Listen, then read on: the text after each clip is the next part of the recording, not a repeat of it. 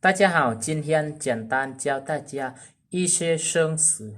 สบายดีทุกคนเนาะมื้อนี้ก็จะนำเอาคำศัพท์ง่ายๆมาสอนให้ทุกคน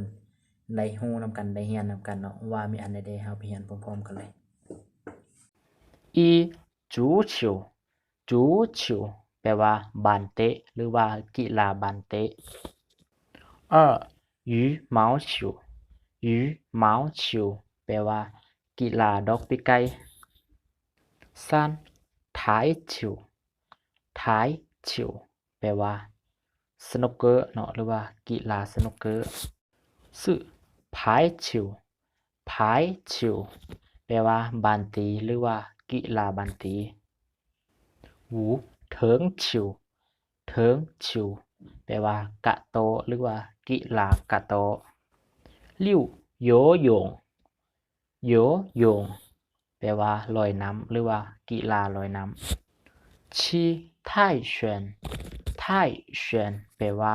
มวยไทยหรือว่ากีฬามวยไทยปาพิงพังฉิวพิงพังฉิวแปลว่าปิงปองหรือว่ากีฬาปิงปอง九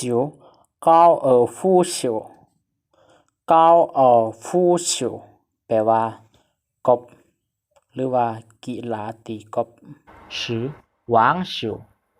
วางฉิวแปลว่าเทนนิสหรือว่ากีฬาเทนนิส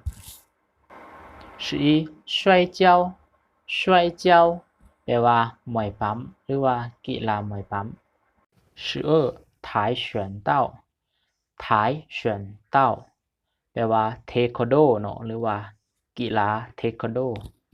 13拳击拳击แปลว่าตีมวยหรือว่ากีฬาตีมวย14举重举重แปลว่ายกน้ำหนักหรือว่ากีฬายกน้ำหนัก15เป่าหลิงฉิวเป่าหลิงฉิวแปลว่าโบว์ลิ่งหรือว่ากีฬาโบว์ลิ่ง16裁判裁判แปลว่าผู้ตัดสินเนาะหรือว่ากรรมการ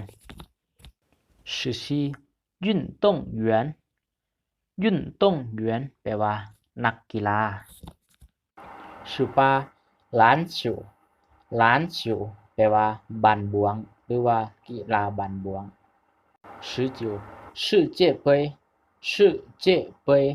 แปลว่าขันแชมป์โลกหรือว่าถ้วยแชมป์โลกเนาะ